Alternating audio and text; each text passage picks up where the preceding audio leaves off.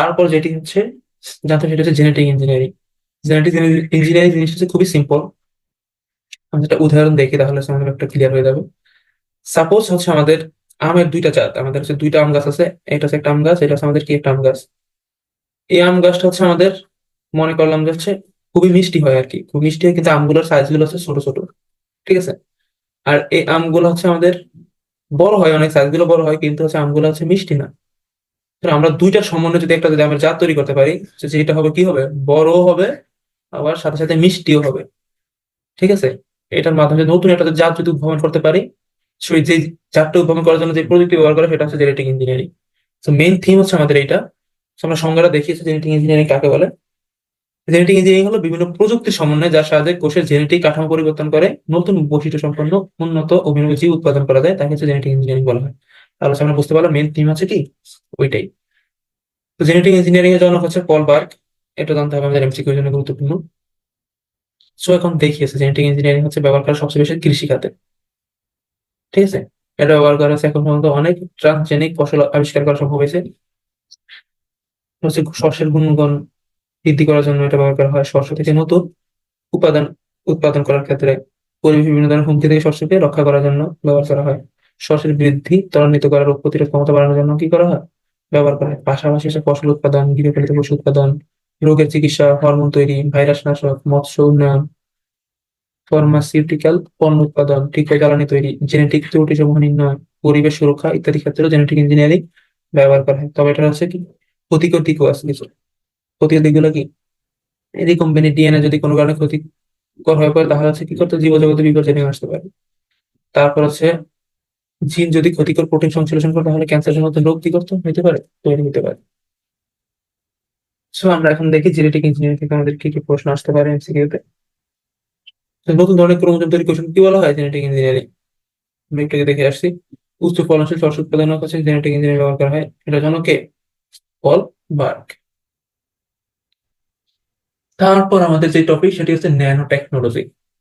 Nano technology জিনিসটা খুবই simple. আমাদের যদি পরীক্ষা ন্যানো টেকনোলজি কাকে বলে, তাহলে হচ্ছে আমাদের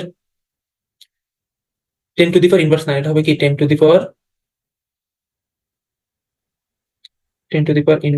কে হচ্ছে আমাদের কি বলা হয়, ন্যানোমিটার বলা হয়।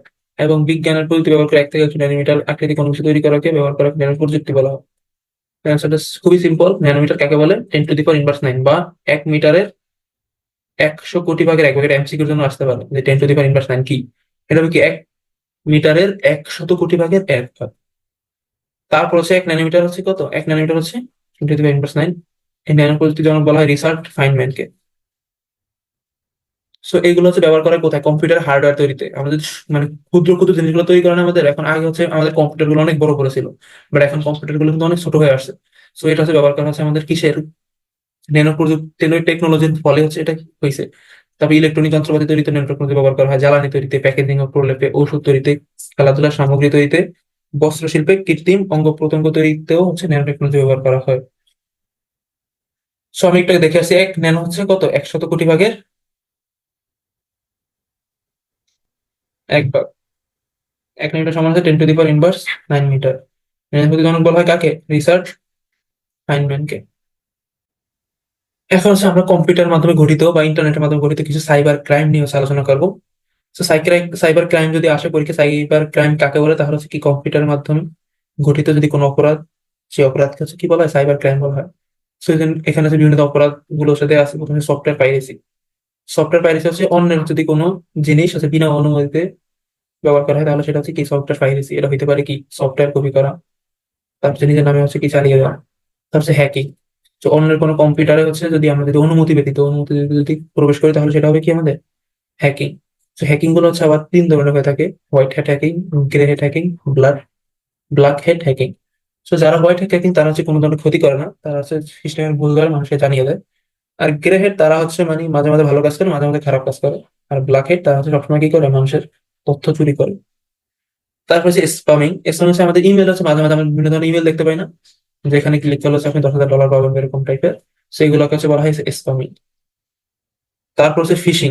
ফিশিং মানে হচ্ছে আমরা কি কোনো জাল ফেলা আর কি, আপনাকে হচ্ছে বিভিন্ন ধরনের ওয়েবসাইট, মানে সুপ্রতিষ্ঠিত ওয়েবসাইটে ফেসবুকের মতো একটা ওয়েবসাইট তৈরি করে আপনাকে পাঠানো হলো, আসলে এটা কি ফেসবুকের না। তো আপনি যখন এখানে যদি লগ ইন করে, তাহলে হচ্ছে আপনার সব পাসওয়ার্ড, তারপর হচ্ছে ইউজার নেম সবকিছু নিয়ে নেবে ওরা। এটাকে বলা হচ্ছে ফিশিং। তারপর হচ্ছে প্লেজারিজম। প্লেজারিজম হচ্ছে অন্য কোনো ব্যক্তির বা কোনো প্রতিষ্ঠানে যদি আপনি কোনো লেখা, সাহিত্য হইতে পারে, গবেষণা হইতে পারে, এগুলো যদি নকল করে বা হচ্ছে আংশিক পরিবর্তন করে নিজের নামে প্রকাশ করেন, তাহলে সেটা হচ্ছে কি প্লেজারিজম। সো এগুলো হচ্ছে আমাদের বিভিন্ন ধরনের সাইবার ক্রাইম।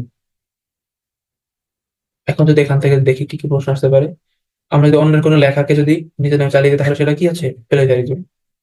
তারপর হচ্ছে ইন্টারনেট ব্যবহার করে অনুমতি ব্যতীত অন্যের কম্পিউটার বা নেটওয়ার্কে অবৈধভাবে অনুপ্রবেশ করাকে কি বলা হয়? হ্যাকিং বলা হয়। তারপর হচ্ছে ইন্টারনেট কেন্দ্র করে যে সকল ক্রাইম সংঘটিত হয় তাকে কি বলা হয়? Cyber crime. ভাইরাসের পূর্ণরূপ কি? ভাইটাল ইনফরমেশন রিসোর্স আন্ডার সিজ। ভাষার কি? বাহ। সো এই ছিল হচ্ছে আমাদের এই প্রথম অধ্যায়ের টপিক সমূহ। সো আশা করি হচ্ছে আমাদের পরীক্ষা যে জিনিসগুলো হচ্ছে আসবে, আমরা সেই জিনিসগুলো নিয়ে হচ্ছে আলোচনা করার চেষ্টা করছি। সো সামনে দেখা হবে অন্য কোনো টপিক নিয়ে। তাহলে আজকে এ পর্যন্তই।